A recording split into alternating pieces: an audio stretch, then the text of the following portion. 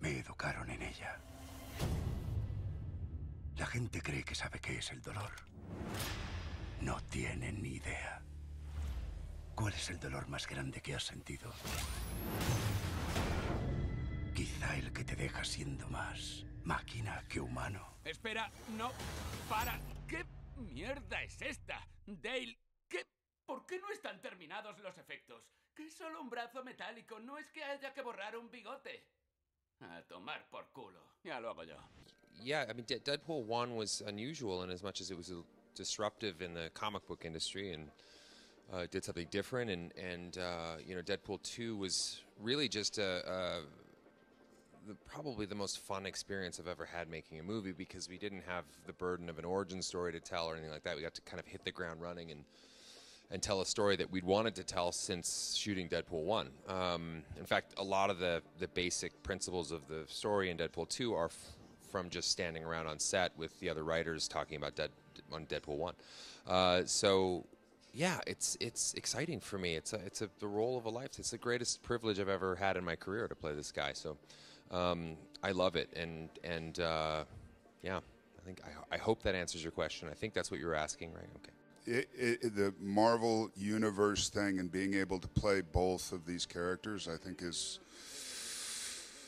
it's fun. It's wonderful. I've never kind of seen acting as like, okay, if you do independent films, then that's real acting, and if you do these types of films, it's no acting. I think that this requires actually more concentration, more imagination, more conviction. And plus, I have a lot of fun doing it. As a 50-year-old guy, I like the idea of doing these superhero films as opposed to a 30-year-old guy trying to get one up and what's the next level of acting, what's the next level of success. I don't really care about any of that stuff anymore. So it's a personal decision to really have fun, and the experience that I had as Thanos was amazing. It was like going back to New York and doing Lower East Side theater again. You know, you're left up to your imagination. It's like going back and reading Ray Bradbury books again. And then there's this great banter. It's a muscle I've never used. I'm surrounded by, you know, stand-up comedians, and I'm sitting there wondering what the hell I'm doing there. And then slowly that muscle gets worked, and then the volleying starts to happen, and then we, you know, develop a good rapport, which I think we have now. So will it continue? I hope so, unless this is an utter failure.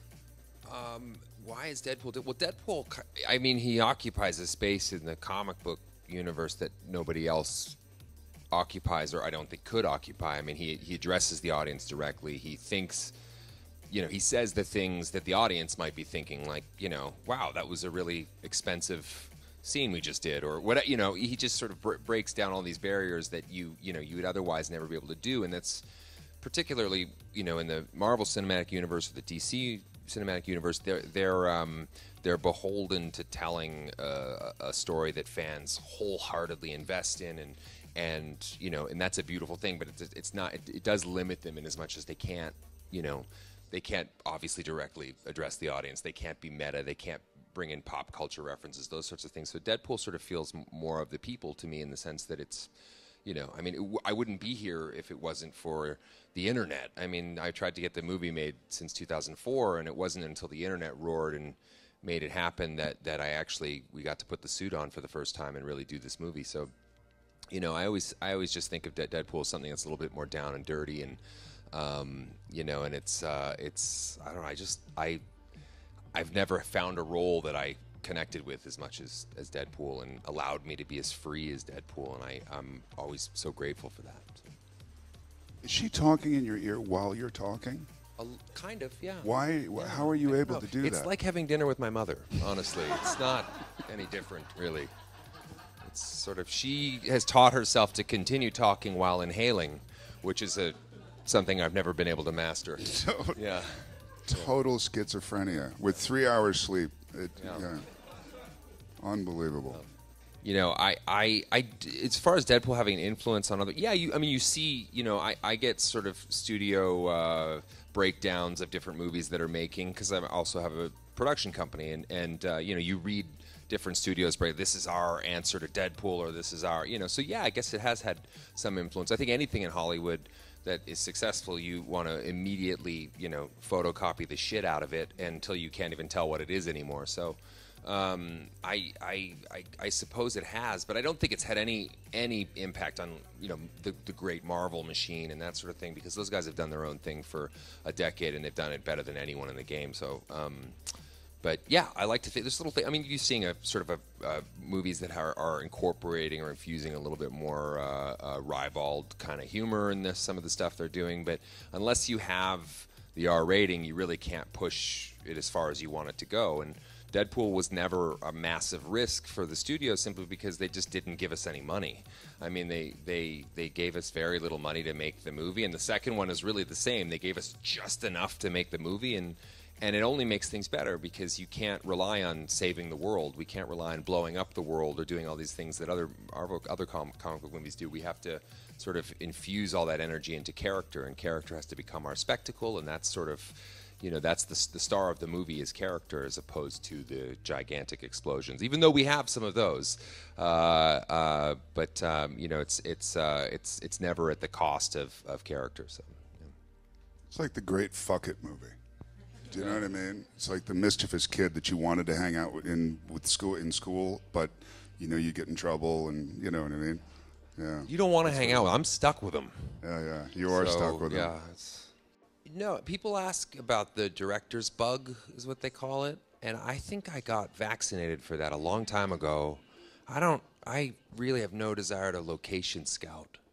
Right? Doesn't that sound awful? It's the one thing that keeps you from directing. Yeah, let's get up at 4 in the morning and go look at an abandoned warehouse outside of Detroit. No thanks. I'm all right. It's not that self-important. No, I think film is such a collaboration. I mean, it you know, at least in my experience, it is that, you know, the same goes for Deadpool. I don't feel like I just play Deadpool. I feel like Rhett Reese and Paul Wernick also play Deadpool, and they're the co-writers of the movie. So I feel like Dave Leitch plays Deadpool to a certain degree. So we're all sort of in each other's business and trying to make the best possible movie. And I love that collaboration. And I think, you know, I love working with directors. I don't like working with me. So it's nice that having a director, and it's nice, you know, sort of going to somebody and getting that sober second thought, you know, right before I'm about to make just the most horrendous decision on earth, and it's important to me. So I love working with directors, and I don't have any intention in the moment to direct something. So why I don't know if they're new. I don't know if they're new in this kind of Clint Eastwoodian kind of, you know, way. I like the fact that you present something a certain way, which is the kind of definition of an anti-hero. You present him as a certain thing, and then once you get into the film, it becomes something different, and that's always an interesting thing to me. You know, I did a role a while ago called Milk, you know, a movie called Milk, Dan White, and what I think I enjoyed about that is he's such kind of an evil character, and he's presented as such a irritation, and yet I love the idea that 5 mothers wanted to fix him when they saw the movie. You know, there was always that person that you talked to that said, if he had just been paid attention to more, if he had just been dealt with differently, maybe things would have turned out differently, and it just kind of deepens the character, and I like that about the anti-hero. Yeah, I agree with that. I think it's you know, finding a character like Deadpool that's morally flexible and, you know, doesn't necessarily want to do the right thing but does it reluctantly, I think is interesting. I mean, if he was Captain America, or if he was this virtuous guy, if he was Superman, it would be, for me, it would not avail all of the interesting qualities that make Deadpool unique. So I think, you know, you want a guy that is going to make the worst possible decision at the worst time, because that's entertaining, you know, and you want a guy that really just wants to be a little bit better than he was yesterday, as opposed to the hero everybody wants and needs. So the asshole that you feel for. Yes, exactly. He is the asshole that you feel for, and that's thank you, bones it. That's what I love about him, and I wouldn't want it to be any different, you know, especially in 2018, where we're sort of presented with this idea that you want to be this perfectly woke person, and Deadpool is not that guy. He's a dysfunctional, obnoxious idiot that wants to be just this much better, and I think that that's very relatable. I know a lot of people like that. So an encounter between Deadpool and Donald Trump would be very very ugly, I think. First of all, Deadpool's Canadian, so he'd probably want to talk about these insane trade tariffs. But I don't know. I think Deadpool's the guy that is going to do the most unexpected thing, and superheroes are increasingly more unpredictable, and I enjoy that. I love that about it. But I don't think Deadpool would ever really wade into politics other than doing something pretty awful. I think maybe removing Trump's hair or something. I don't know. Yeah. Oh, that's a good question. I think Deadpool's sort of somewhat fluid. Deadpool's a guy that there's a lot of room in that universe. I mean, he's in love with Vanessa. Vanessa's the love of his life, and that's a key part of our story, and it's the bedrock of everything that happens to Deadpool. But no, I mean, you see it. He sort of exhibits these qualities throughout the course of each film. He's like, he's a guy that's sort of unpredictable, and like I say, he's a little bit fluid. I think, So yeah. I'm going to say one thing. Really, it's all offensive, and that's what's so kind of wonderful about the movie. In this kind of politically correct oppression right now, and not saying that any of it is wrong or any of it is bad, and not making any judgment whatsoever. It's so nice to be able to have a laugh. That's why when he was talking before about this PG idea, when studios force a PG-13, it's for money. The idea is more people will see it. And what's great about when he started Deadpool is this kind of R throwaway. It's not going to be successful anyway, so we'll give you an R.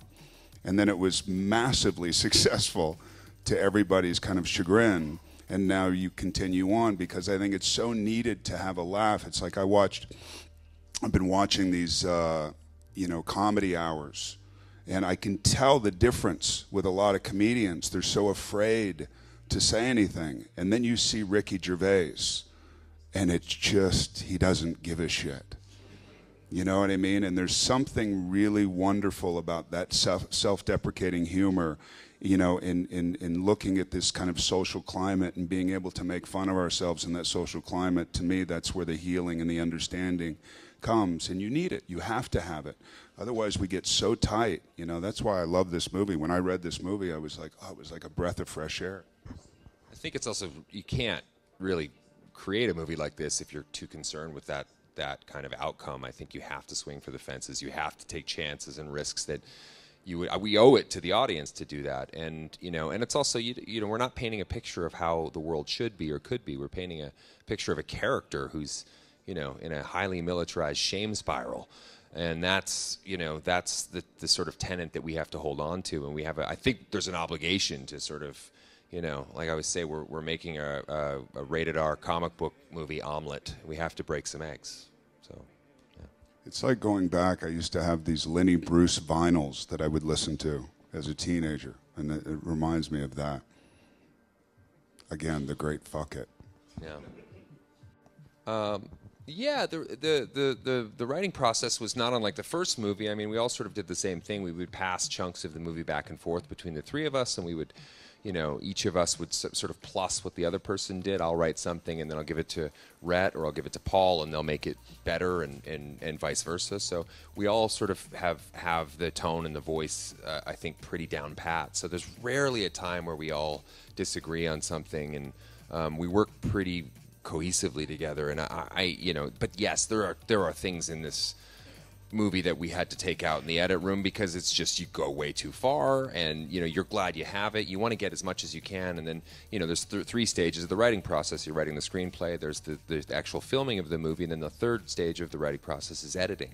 And there's a tremendous amount of writing that you do as you shape the movie and shift things. So yeah, there's things that I would love to be released into the world, but I think we'll all be arrested, so we'll never see it. But and then there's other things that are just on that line, that are just pushing it a little bit, maybe too far, and I think that's okay. I think that's part of our job. So, yeah. I don't think he's protesting against something. I think Deadpool sort of is. I mean, to me, this sort of theme of the movie is how one act of kindness can possibly change the entire world, and Deadpool is got to do something selfless. Deadpool's got to be completely and utterly unselfish, and that's, for him, is his challenge. And I also think that we're telling a story about two guys that are sort of coming head to head, and they both have completely different ideologies and viewpoints of the world, yet there's a pleasing sort of symmetry between their stories. There's something that they have in common. So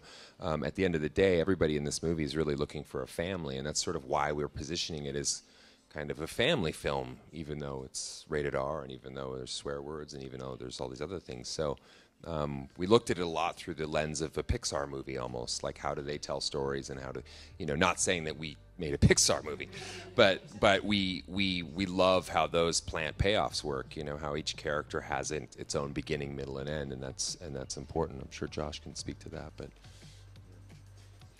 no, he's good. He's done. He's actually spiritually left the room, but he's still sitting there. I found peace. Yeah.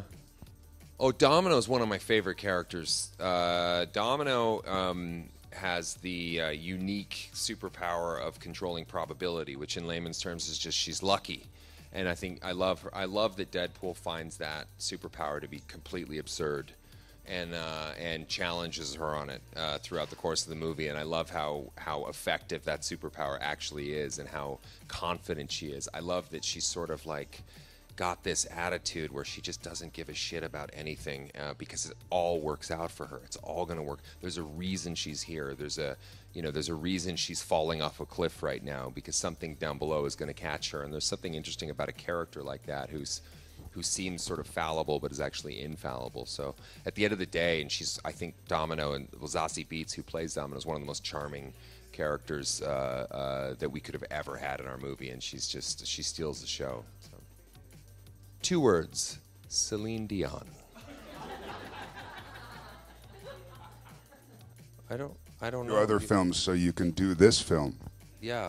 I think Marvel is one of the reasons Marvel Studios, when they started pulling in actors that we kind of all respected from the independent world, I think that's probably the smartest thing they could have done when Kevin Feige and Louis D'Esposito got Robert Downey in the beginning. Robert Downey, who was, coming back or unhireable at that point or something like that, but obviously so incredibly talented, and that kind of coming together, that marriage just exploded the world of respected actors doing these kind of tentpole movies. And that's what I think that trajectory has created. Is not. I always wondered, and I never understood why these kind of tentpole movies couldn't be great stories. They were always considered these cheesy kind of B films. And even Deadpool, as ridiculous as it is, there's moving moments in it. The first one, and hopefully this one too, and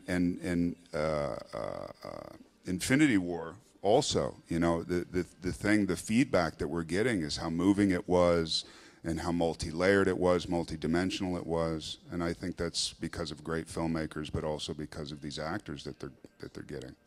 The script, some of the first scripts were kind of doctored, so they were, if somebody got a hold of it, they wouldn't quite know what it all said. The problem we found was that us on set, we had no idea what the script said. So sometimes we went a little too far with that. We would redact pages and take them out and that kind of thing. But, at the end of the day, we just made sure every key sort of knew the script and understood exactly what it was. And then, you just hope for the best. It's not like Deadpool is, Infinity War, where there's the spoilers are make or break for the movie. It's but you don't want stuff getting out there early, and you as best you can, you want to preserve the surprise. Early on, I hoped we would not even have a trailer. I hoped we would just do bizarre content right up until the release of the movie. But it for some of the, as I understood it, some of the international territories needed sort of a traditional kind of trailer, so we ended up going that way.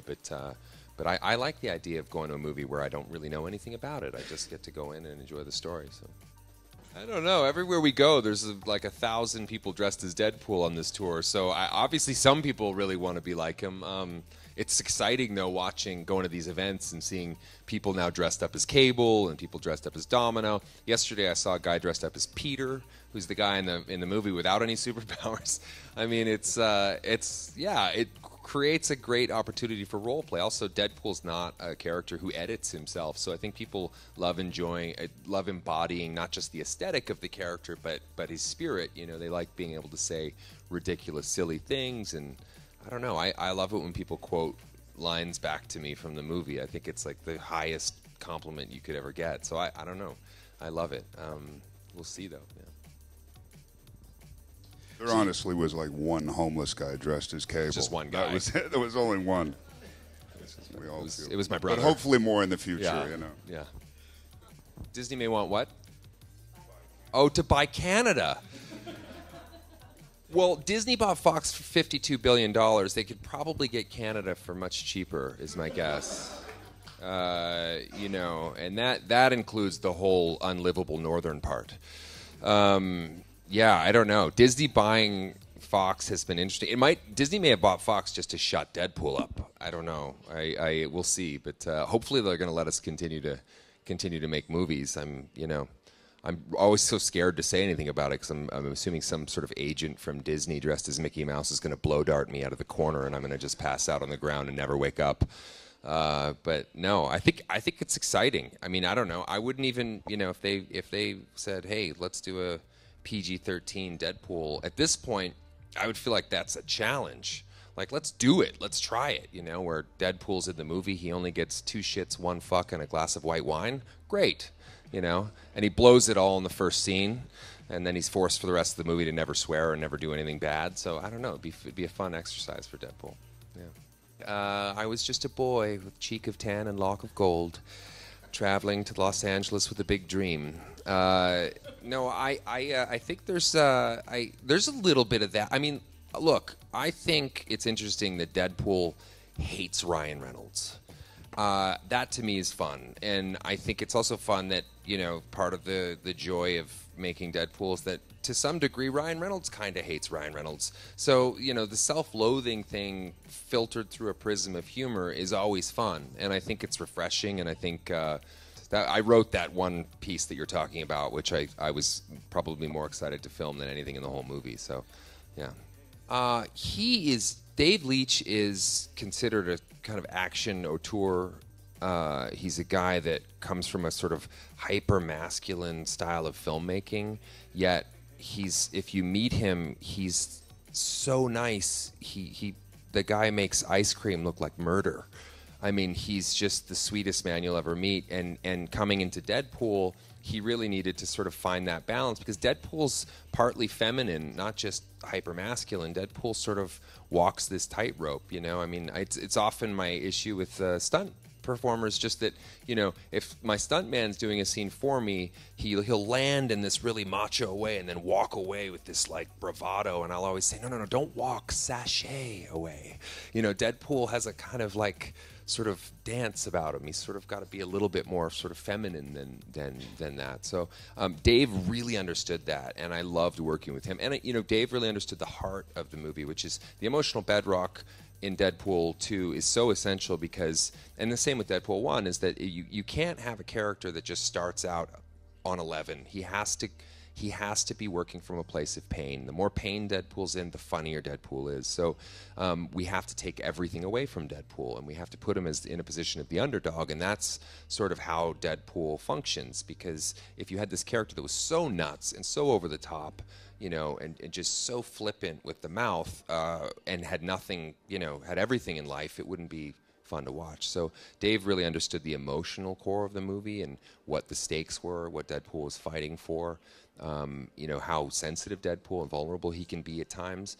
And, and we see as the audience, I think we're on to the gimmick, which is that when he's at his most vulnerable, he is actually filtering it through a prism of humor. And that's sort of that's what makes Deadpool, I think, special. That's how I grew up. I mean, I always did that as a kid. Anything that hurt me or felt bad, I turned into a joke, and it was, in a way, it was taking the power back, and that's just, I think, a natural, yet maybe maladaptive coping mechanism for a lot of people, So, including Josh. Josh likes to make a joke when he wants to just cry.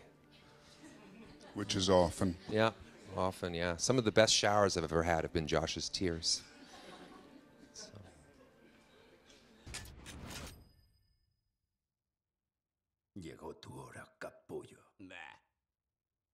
cosa de guión más cutre.